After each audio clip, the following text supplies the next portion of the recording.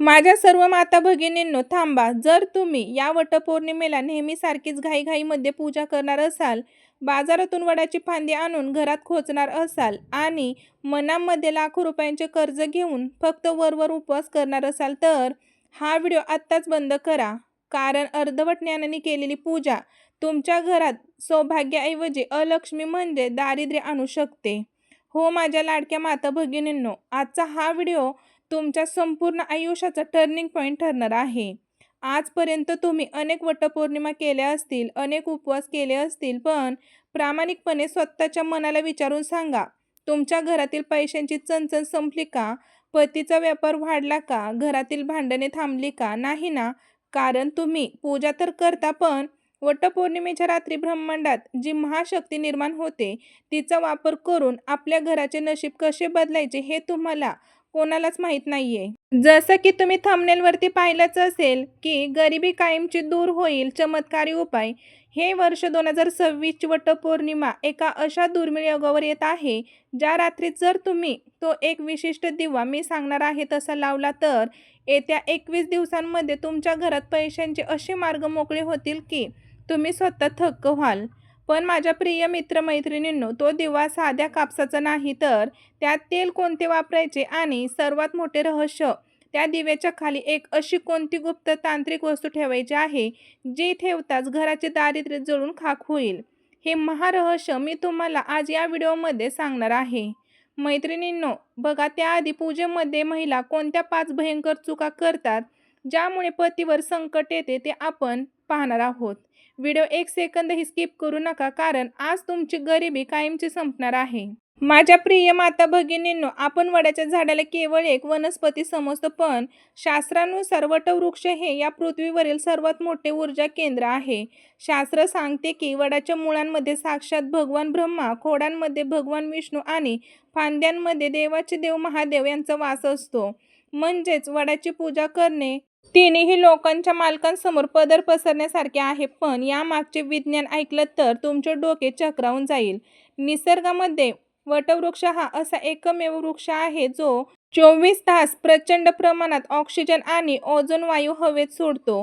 ज्येष्ठ महिन्याच्या कडक उन्हात जेव्हा महिला या झाडाभोवती प्रदक्षिणा घालतात, तेव्हा त्यांच्या शरीरातील हार्मोन संतुलित होतात, मानसिक ताण नष्ट होतो आणि स्त्रियांचे गर्भाशयी संबंधित विकार मुळासकट बरे होतात. आपल्या पूर्वजांनी विज्ञानाला धर्माची अशी जोड दिली आहे, की ज्यामुळे आरोग्य आणि ऐश्वर्य दोन्हीही एकत्र मिळते. आता आपण त्या अद्भुत आणि थरारक इतिहासाकडे वळूया, ज्याने प्रत्यक्ष मृत्यूच्या देवतेला म्हणजेच यमराजाला पराभूत केले. ही केवळ एक गोष्ट नाही, तर ही एक स्त्रीच्या इच्छेची आणि बुद्धीची ताकद आहे. माझ्या प्रिय मित्रमैत्रिणींनो, लक्ष देऊन ऐका. जंगलात लाकडे तोडता तोडता सत्यवान अचानक बेशुद्ध पडला. सावित्रीने त्याचे डोके आपल्या मांडीवर घेतले. त्याच वेळी तिथले वातावरण अचानक थंड झाले. वारा थांबला आणि समोर साक्षात काळ्या ढगासारखी यमराज प्रकट झाले. त्यांनी सत्यवानाच्या शरीरातून त्यांचा अंगठा एवढा जीव काढला आणि ते दक्षिण दिशेला चालू लागले. कोणतीही सामान्य स्त्री असती तर रडत बसली असती, पण सावित्री उठली आणि यमराजाच्या मागे मागे चालू लागली. यमराजांनी मागे वळून पाहिले आणि गर्जना केली, हे मत्सर नारी, मागे फिर. तुझा आणि सत्यवानाचा प्रवास संपला आहे. सावित्री डगमगली नाही, घाबरली नाही. ती म्हणाली, हे धर्मराज, जिथे माझा पती तिथे मी. हाच हिंदू धर्माचा आणि माझ्या पतिव्रतेचा नियम आहे. सावित्रीच्या बुद्धीचे आणि धाडसाचे बोलणे ऐकून यमराज प्रसन्न झाले. ते म्हणाले, मी तुला 3 वर देतो, पण सत्यवानाचे प्राण सोडून काहीही माग. त्याच वेळेला सावित्रीने आपली चाल चालवली, म्हणजेच बुद्धिबळाची चाल. तर मंडळी ऐका, पहिल्या वरात तिने सासू सासऱ्याचे राज्य आणि डोळे परत मिळवले. दुसऱ्या वरात वडिलांना 100 पुत्र दिले आणि नंतर तिसऱ्या वरात तिने यमराजांना अशा जाळ्यात पकडले की यमराजही हसू लागले. सावित्री म्हणाली, हे प्रभू, मला सत्यवानापासून 100 पराक्रमी पुत्रांची आई होण्याचा आशीर्वाद द्या. यमराजांनी घाईघाईमध्ये तथास्तु म्हणाले आणि पुढे निघाले. पण अचानक यमराज थांबले. त्यांच्या लक्षात आले की जर सत्यवान मरण पावला तर सावित्री 100 पुत्राची आई कशी बनणार. जर स्वतः यमराजांचा आशीर्वाद खरा करायचा असेल तर सत्यवानाला जीवित करणे भाग होते. यमराजांना एका स्त्रीच्या बुद्धीपुढे झुकावे लागले. सावित्री धावत धावत वडाच्या झाडापाशी आली आणि तिच्या नवऱ्याला जीवनदान मिळाले. म्हणूनच या वटवृक्षाची ताकद अफाट आहे. मंडळी, आता सर्वात महत्त्वाची गोष्ट म्हणजे यावर्षी 2026 मध्ये वटपौर्णिमा कधी आहे नीट तारीख नोंदवून घ्या, कारण एका छोट्या चुकीमुळे तुमची संपूर्ण पूजा वायाला जाऊ शकते. त्यासाठी मी वेगळा व्हिडिओ बनवलेला आहे की पूजा कधी करायची, राहुकाळ कधी आहे, कोणती विशेष काळजी घ्यायची आहे. तुम्ही आपला चॅनल चेक करा, तुम्हाला सगळ्या प्रकारचे व्हिडिओ मिळून जातील. तर माझ्या मित्रमैत्रिणींनो, आता बघा, वडाच्या झाडापाशी जाण्यापूर्वी तुमच्या ताटात हळदी कुंकू, अक्षदा, धूप, 2 दिवे, पांढरा कच्चा दोरा आणि 5 प्रकारची फळे असायलाच हवीत. पण पूजा करताना या 5 चुका कधीही करू नका, अन्यथा गरिबी घरातून कधीच जाणार नाही. पूजेच्या दिवशी विसरूनही काळ्या किंवा पांढऱ्या रंगाची साडी नेसू नका. त्यानंतर तुम्ही नेहमीसारखेच बघा, लाल, हिरवी किंवा पिवळी, नारंगी म्हणजेच केसरी कलरची साडी तुम्ही नेसू शकता. प्रदक्षिणा घालताना कधीही चपला किंवा सँडल घालून प्रदक्षिणा घालू नका. वडाच्या झाडाला दोरा गुंडळताना तो मध्येच तुटला नाही पाहिजे, दोरा तुटणे अशुभ मानले जाते. सर्वात महत्त्वाची चूक, कधीही जिवंत वडाच्या झाडाची फांदी तोडून घरात आणू नका, पूजा करू नका. झाडाला इजा करणे म्हणजे ब्रह्मा, विष्णू, महेशांचा अपमान करण्यासारखे आहे. झाड नसेल तर मग तुम्ही नर्सरीमधनं झाडा रोपटे घेऊन येऊ शकता आणि त्याची पूजा करू शकता. ते झाड तुम्ही 5-6 वर्ष तुमच्या घरात ठेवून नंतर तुम्ही कुठेतरी रानात किंवा अशा ठिकाणी लावा जिथे त्याची दरवर्षी पूजा केली जाईल. महिला तिथे जाऊ शकतील, कारण ते झाड 100 वर्ष जगलं ना तर त्याचं आयुष्य तुमच्या पतीला लागणार आहे, हे नेहमी लक्षात ठेवा. त्यासाठी छोटंसं रोप तुम्ही घरामध्ये आणा, 4-5 वर्ष ठेवा आणि त्यानंतर तुम्ही कुठेतरी जाऊन ते लावू शकता. नंतर बघा मंडळी, पूजेच्या दिवशी घरात मांसाहार किंवा भांडण अजिबात करू नका. तर माझ्या माता भगिनींनो, आता आपण आलो आहोत त्या व्हिडिओच्या त्या महारहस्याकडे, ज्याची तुम्ही सुरुवातीपासून वाट पाहत आहात. तो एक चमत्कारी उपाय जो तुमच्या घराची गरिबी मुळासकट उपटून टाकेल. मैत्रिणींनो, हा उपाय तुम्हाला बघा 29 जून 2026 वटपौर्णिमेच्या रात्री ठीक 9 ते 11 या वेळेत करायचा आहे. पहिली पायरी आहे, तुम्हाला एक नवीन मातीचा दिवा घ्यायचा आहे, ज्याला लाल रंगाने रंगवलेलं असेल. मंडळी बघा, तो घ्यायचा आहे. दुसरी पायरी आहे, या दिव्यात तुम्हाला साधी पांढरी वात वापरायची नाही, तर तुम्हाला लाल रंगाची सुती दोऱ्याची वात वापरायची आहे किंवा मोळीचा दोरा म्हणतो ती वात बनवून ती वापरायची आहे. लाल वात म्हणजे साक्षात लक्ष्मीला आमंत्रण. तर तिसरी पायरी आहे, दिवा लावण्यापूर्वी वडाच्या झाडाचे एक अखंड सुंदर पान घेऊन या.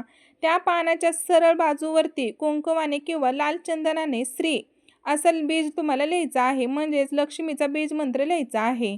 चौथी पायरी आहे, त्या वडाच्या पानाला म्हणजे त्या वडाच्या पाण्याच्या अगदी मधोमध ₹1 बघा तांब्याचे किंवा चांदीचे नाणे ठेवा आणि त्यावर एक पिवळी कवडी ठेवा.